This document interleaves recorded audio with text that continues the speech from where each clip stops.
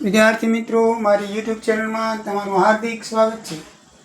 આજે આપણે મેનેજમેન્ટ એકાઉન્ટિંગની અંદર યુનિટ 2A ચેપ્ટર 3 નવું શરૂ કરવા જઈ રહ્યા છીએ।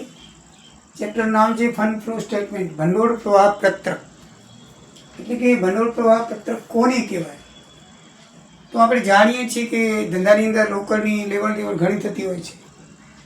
તો આ રોકડની લેવડ દેવડનું જે ચક્ર છે એ ચક્રને દર્શાવતું સ્ટેટમેન્ટ એટલે કે ભંડોળ પ્રવાહી પત્રક, એને રોકડ પ્રવાહી પત્રક પણ કહેવામાં આવે છે। શ્રી બિયરમેનના મતે કાર્યશીલ મૂડીને ભંડોળ કહી શકાય। કે ધંધાની અંદર જે કાર્યશીલ મૂડી છે, કાર્યશીલ મૂડી એટલે કે ચાલુ મિલકતોમાંથી ચાલુ દેવા બાદ કરી અને કાર્યશીલ મૂડી કહેવાય, આપ જાણો છો। તે ચાલુ કાર્યશીલ મૂડીને જે દર્શાવતું પત્રક તે ભંડોળ પ્રવાહ પત્રક કહી શકાય। આમ જોઈએ તો જે બે ખાતા ચાલુ મિલકત કે ચાલુ દેવા જે વ્યવહારમાં સંકળાયેલા હોય તે ભંડોળને અસર કરે છે। આમ રોકડની લેતી દેતી સમજાવતું જે વધારાનું પત્રક બનાવવામાં આવે છે તેને ભંડોળ પ્રવાહી પત્રક અથવા તો રોકડ પ્રવાહી પત્રક કહેવામાં આવે છે। કાર્યશીલ મૂડીની તરલતા દર્શાવે છે।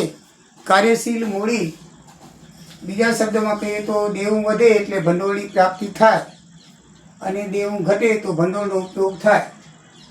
આપણે પછી સમજી લઈએ ઉદાહરણ ઉપરથી। ભંડોળના પ્રાપ્તિ સ્થાનો કયા? એટલે કે ભંડોળ આપણે મળે, ભંડોળ એટલે એક જાતની કેશ બેલેન્સ એને કહેવામાં આવે છે ભંડોળ। આમ બીજી સાદી ભાષામાં જોઈએ તો કેશ ક્યારે વધે આપણી પાસે? તો કંપનીની મૂડી વધે ત્યારે। કંપની શેર બહાર પાડેલો, શેરના પૈસા આવે એટલે કંપનીની મૂડી વધે તો ત્યારે ભંડોળ વધે છે। નાણાં ઉછીના લેવાથી, દેવું ઊભું કરવાથી, કોઈની પાસેથી આપણે નાણાં ઉછીના લોન લઈએ તો પૈસા વધે। કાયમી મિલકતોનું રોકાણ વેચાણથી, કાયમી મિલકતો હોય કે આપણે રોકાણ હોય, ફિક્સ ડિપોઝિટ હોય તે વટાવી લઈએ અથવા તો કાયમી મિલકતો વેચી નાખીએ તો ભંડોળ વધે। ધંધામાં નફો થાય તો પણ ભંડોળ વધે અને એવી બીજી કોઈ પણ જમા બાકી હોય એનાથી રોકડ કેસ વધે છે। તો આ 5 કારણો છે એ સોર્સ ઓફ ફંડ છે, એના પ્રાપ્તિ સ્થાનો છે। પરીક્ષામાં પૂછાય છે કે ભંડોળના પ્રાપ્તિ સ્થાનો જણાવો તો 5 જણાવવાના કે ક્યાં ક્યાંથી આપણને કેસ ધંધામાંથી પ્રાપ્ત થાય। હવે ભંડોળનો ઉપયોગ ક્યાં ક્યાં કેસ જાય, જેમ પ્રાપ્તિ સ્થાનો છે તો ધંધામાં કેસ કઈ રીતે જાય છે? તો કાયમી મિલકતો ખરીદવામાં આવે ત્યારે કેસ જાય। રોકાણો ખરીદવામાં આવે, આપણે ફિક્સ ડિપોઝિટ કરીએ અથવા બીજી પેઢીમાં કોઈ રોકાણો કરીએ તો એમાં કેસ જાય। શેર મૂડી પરત કરીએ ત્યારે આપણે આપણી શેર મૂડી, શેર લીધેલા આપણે આપેલા ખાસ કરીને રેડીમેબલ પ્રેફરન્સ શેર તો એ પરત કરવાના જરૂરી છે એટલે પરત કરીએ ત્યારે પણ મૂડી ઓછી થાય। લોન કે ડિવેન્ચર પરત કરવામાં આવે ત્યારે ડિવેન્ચર જો આપણે લીધેલા હોય, પબ્લિકમાંથી લોન લીધેલી હોય તો એ આપણે પરત કરવી પડે। ડિવિડન્ડ ચૂકવવામાં આવે ત્યારે શેર ઉપર ડિવિડન્ડ આપણે ચૂકવીએ ત્યારે રોકડ કેસ ચૂકવવી પડે છે। ડિવિડન્ડ હંમેશા રોકડમાં ચૂકવાય આપણે જાણીએ છીએ તો પણ ભંડોળને ઉપયોગ કરવો પડે છે। એટલે એ પણ 5 કારણો છે। એટલે પ્રાપ્તિ સ્થાનો 5 છે અને યુઝર ઓફ ફંડ એટલે કે ભંડોળનો ઉપયોગ કરનાર પણ 5 જણા છે। એપ્લિકેશન્સ ઓફ ફંડ્સ, બરાબર છે? કઈ રીતે ફંડનો વ્યય થાય છે, એનો ઉપયોગ થાય છે તે પણ 5 કારણો છે। દાખલા તરીકે આમાં કેવી રીતે ખબર પડે? દાખલા તરીકે એક ઉદાહરણ જોઈએ। એક વસ્તુ તમારે ધ્યાનમાં રાખવાની કે જ્યારે ચોખ્ખી કાર્યશીલ મૂડીમાં ફેરફાર થાય ત્યારે જ ભંડોળની પ્રાપ્તિ કે ઉપયોગ થાય છે, નહીંતર થતો નથી। એ કેવી રીતે ખબર પડે? ચોખ્ખી કાર્યશીલ મૂડીમાં ફેરફાર થાય તો જ ભંડોળનો ઉપયોગ થાય। દાખલા તરીકે ચાલુ મિલકત 1,40,000 છે, દેવા 60,000 હોય તો 1,40,000માં 60,000 કાર્યશીલ મૂડી 80,000 આવે આ સૂત્રને આધારે, બરાબર છે? હવે કોઈ દેવાદાર આપણને 20,000 ચૂકે તો દેવાદાર 20,000 ઓછા થાય, રોકડ વધી જશે એટલે કાર્યશીલ મૂડીમાં કોઈ પણ અસર નહીં થાય, એટલી જ રહેશે। એવી જ રીતે આપણે લેણદારોને કોઈ હુંડી આપીએ તો આપણા લેણદારો ઘટશે, સામે દેવી હુંડી વધશે તો એમાં પણ કોઈ પણ ફેરફાર થશે નહીં। એવી રીતે કોઈ લેણદારને 25,000 રૂપિયા ચૂકવ્યા તો સામે આપણા લેણદાર દેવું ઘટી જશે, પાતી જતી, પણ સામે પક્ષે છે એ મિલકતો ઘટી જવાની, 1,40,000 થઈ જશે, 1,15,000 થઈ જશે, બરાબર ને? તો કાર્યશીલ મૂડી એ સિઝન થઈ જશે. બરાબર.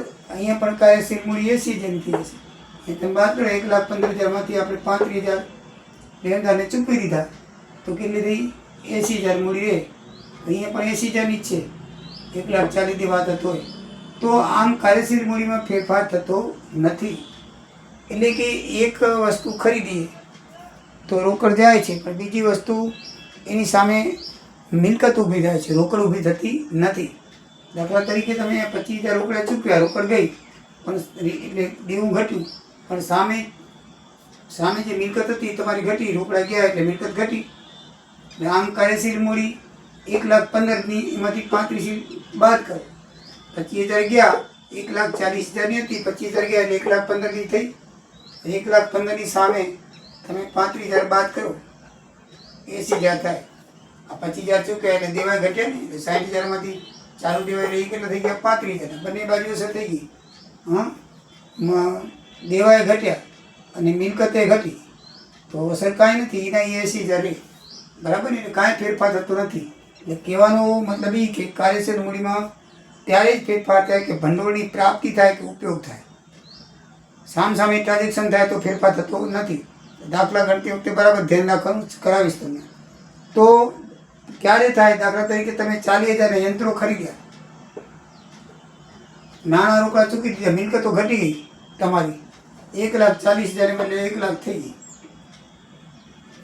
સામે ચાલુ દેવામાં કોઈ ફેરફાર નથી થતો, કારણ કે રોકડા દીધા છે. એટલે ભંડોળ ઘટ્યા. બરાબર ને? એટલે કે એનો ઉપયોગ થયો કહેવાય. ભંડોળ ઘટ્યું એટલે એનો શું થયું કહેવાય? ઉપયોગ થયો કહેવાય. એટલે આમાં એની અસર થશે. બરાબર ને? 40,000ના યંત્રો ખરીદ્યા એટલે ભંડોળનો ઉપયોગ થયો, 1,40,000 હતા એમાંથી 40,000 ચૂકવી દીધા. સામે મિલકતો વધી, પણ મિલકતો નહીં, આપણે તો ચાલુ દેવા બાદ કરવાનો છે. મિલકતો ભલે તમને વિચાર આવે છે સામે મિલકતો તો વધી હતી, આ મિલકતો વધી તો ભલે વધી, પણ કાર્યશીલ મૂડી કેની કહેવાય? ચાલુ દેવા બાદ કરવાનો હોય છે, મિલકતો નહીં. બરાબર છે? કાર્યશીલ તો ચાલુ દેવા બાદ કરવાનો હોય છે કાર્યશીલ મૂડીમાંથી. મિલકતમાં મિલકતમાંથી ચાલુ દેવા બાદ કરવાનો છે. તમે મિલકત ખરીદ્યો એ શું થાય? સ્થાયી મિલકત થાય. ચાલુ મિલકત ન કહેવાય. તો એ મિલકતોમાંથી, એટલે કહેવાનો મતલબ એ છે કે યંત્રોની ખરીદી નાણાં રોકડ ચૂકવીએ તો મિલકતો ઘટીને 10,000 થઈ જશે. એટલે કે એ આપણે ભંડોળનો ઉપયોગ કર્યો કહેવાય. શું કર્યો કહેવાય? ઉપયોગ કર્યો કહેવાય. એટલે ભંડોળની પ્રાપ્તિ કે ઉપયોગ ક્યારે થાય? જ્યારે કાર્યશીલ મૂડીમાં ફેરફાર થાય ત્યારે. આપણે જોયું તો એ પ્રાપ્તિ સ્થાનો અને ઉપયોગોમાં જોયું તો આટલા પ્રાપ્તિ સ્થાનો છે.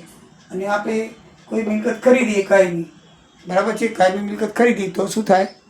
એનો ઉપયોગ થયો કહેવાય છે. આમ મિત્રો દાખલા ગણશો એટલે તમને વધારે ખ્યાલ આવશે. અત્યારે તમે આટલું સમજી લો. પછી એની ઉપયોગિતા તો ભંડોળની સાચી પરિસ્થિતિ રજૂ કરે છે. આ પત્રકનો ઉદ્દેશ શું છે કે તમારી પાસે કેટલી રોકડ છે, કેટલું ભંડોળ છે, એની સાચી પરિસ્થિતિ આપણને માહિતી આપે છે. વર્ષના અંતે કાકાસરિયામાં શું સ્થિતિ હતી એ માલુમ પડે છે. તેનાથી ઉલટું નફા નુકસાન ખાતું વર્ષમાં ધંધાકીય વ્યવહારોનું પરિણામ બતાવે છે. બરાબર ને? નફા નુકસાન ખાતું વ્યવહારોનું પ્રમાણ બતાવે. પાકું સર્વે આપણને મિલકતો જે છે એનું જે આપણે માહિતી આપે. તો આમ આપણને આંતરિક સંચાલન માટે મહત્ત્વની માહિતી ભંડોળ પત્રક પૂરી પાડે છે. ભંડોળની પરિસ્થિતિ રજૂ કરે છે કે ધંધાની વર્ષ દરમિયાનની પ્રવૃત્તિમાં નાણાકીય પરિણામો ભંડોળ પ્રવાહનું પત્રક હોય છે. નફા નુકસાન ખાતું નફો બતાવે, છતાં ધંધામાં રોકડની તંગી અનુભવી પડતી હોય ત્યારે આવો વિરોધાભાસી પરિસ્થિતિ ભંડોળના પ્રવાહના પત્રક દ્વારા સમજાવી શકાય. આપણે આમ તો નફો બોલતો હોય પણ આ બેલેન્સની અંદર કાંઈ ન હોય તો કેવી રીતે નફો હોવા છતાં પણ મોટાભાગનો રકમ આપણે ધંધાના વિકાસ માટે, કાયમી મિલકતો માટે ખરીદી નાખ્યો અને મૂડી ભંડોળ આપણી પાસે કાંઈ ન હોય. તમારી પાસે ઘણી બધી મિલકત હોય પણ તમે મોટા મોટા પ્લોટો અને પછી યંત્રો ને ગાડી બંગલા લઈ લો તો ધંધાની અંદર કાર્યશીલ મૂડી કાંઈ રહેતી નથી. એ રોકડની તંગી ઊભી થાય છે. એ ભંડોળ પત્રક ઉપરથી રજૂ થઈ શકે છે. પછી બીજું છે વિકાસ યોજના માટે નાણાંની ફાળવણી. કે નાણાંની યોગ્ય વહેંચણી કરવામાં આ પત્રક ખૂબ ઉપયોગી નીવડે છે. આપણી પાસે કેટલા નાણાં છે એ પ્રમાણે જાણી શકાય છે અને વિકાસ માટે કેટલા નાણાં ખર્ચવા એ પણ જાણી શકાય છે. બરાબર ને? આપણે અંદાજપત્રક કેન્દ્ર સરકાર બનાવે છે ત્યારે અલગ અલગ પોતાને પ્રાપ્તિ સ્થાનો આ રીતે નક્કી કરે છે કે આટલી ભંડોળ પ્રાપ્ત થશે.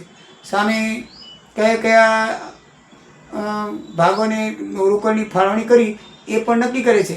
એટલે કે અંદાજિત પત્રકને બનાવીને ધંધામાંથી કેટલા ભંડોળો ઉદ્ભવી શકે અને નફાકારક કેવી રીતે થઈ શકે એનો કાર્યક્રમ અંગે આ એટલે કે એ બધા ફાળવણી કયા એકમની કરવી અને કેટલી કરવી, તો એ નાણાં માટેનો જે ભાગ છે, મીન્સ કે નાણાં માટે જે પ્રમાણ છે એ પ્રમાણ તમને ભંડોળ પ્રવાહ પત્રક ઉપરથી મળી શકે.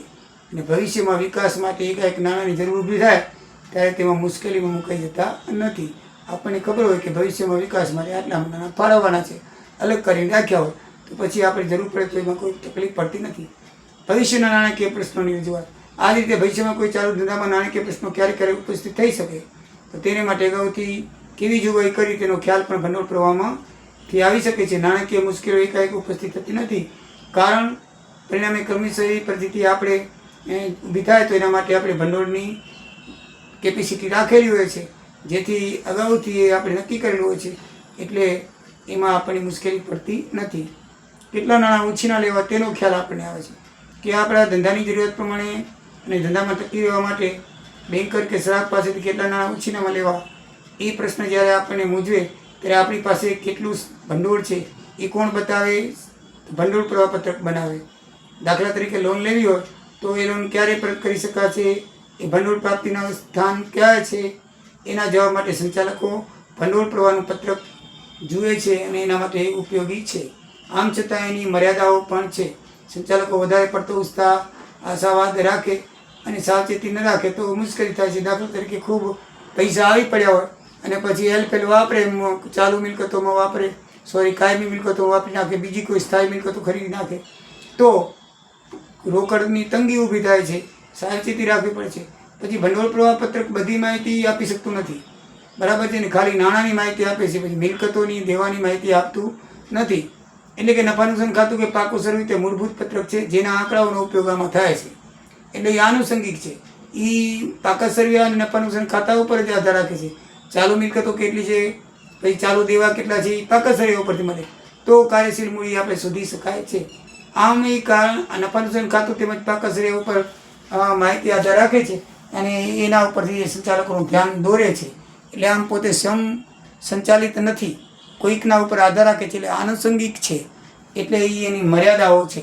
બરાબર છે મિત્રો? તો હવે પછી એના આપણે દાખલા જે જોવાના છે એ આપણે દાખલા જોઈએ તો કેવી રીતે એ થાય છે એ પ્રમાણે જોઈએ. તો એમાં પત્રકો તૈયાર કરવાના હોય છે. એમાં 3 પત્રકો તૈયાર કરવાના હોય છે. કાર્યશીલ મૂડીમાં ફેરફાર પત્રક, જે મિત્રો આ રીતનું બનાવવાનું હોય છે. બરાબર છે? એ આપણે દાખલો ગણશું ત્યારે ધ્યાનમાં લઈશું, પણ પત્રક એનું આ રીતે બનાવવાનું હોય છે. 31 માર્ચમાં ગયા વર્ષે ચાલુ વર્ષે અને કાર્યશીલ મૂડીમાં કેટલો વધારો ઘટાડો થયો તે ચાલુ મિલકત અને ચાલુ દેવામાં આ રીતે કરવાનું હોય છે. બીજું પત્રક છે આપણે ભંડોળ પ્રવાહનું પત્રક, ભંડોળની પ્રાપ્તિનો ઉપયોગ દર્શાવતું પત્રક. પ્રાપ્તિ જે છે 5-6 આપણે દર્શાવી તે અને ઉપયોગમાં જે આપણે 5-6 દર્શાવી તે લખવાની હોય છે. એટલે એ આપણને ખ્યાલ આવે કે કેટલી પ્રાપ્તિ થઈ અને કેટલી ઉપયોગ થયો. અને પછી છેલ્લે ભંડોળ પ્રવાહ પત્રક આપણે બનાવવાનું હોય છે. તો ભંડોળની પ્રાપ્તિ અને ભંડોળનો ઉપયોગ કેટલો થયો એના આધારે આપણે બનાવવાનું હોય છે. આ રીતે કાર્યશીલ મૂડીમાં ફેરફાર દર્શાવતું પત્રક આપણે બનાવી શકીએ છીએ. બરાબર? તો મિત્રો હવે આપણે આ વિડીયોને પૂરો કરીએ છીએ. નેક્સ્ટ વિડીયોમાં આપણે આના દાખલા જોઈશું. જય સિયારામ, જય દ્વારિકાધીશ. આવજો.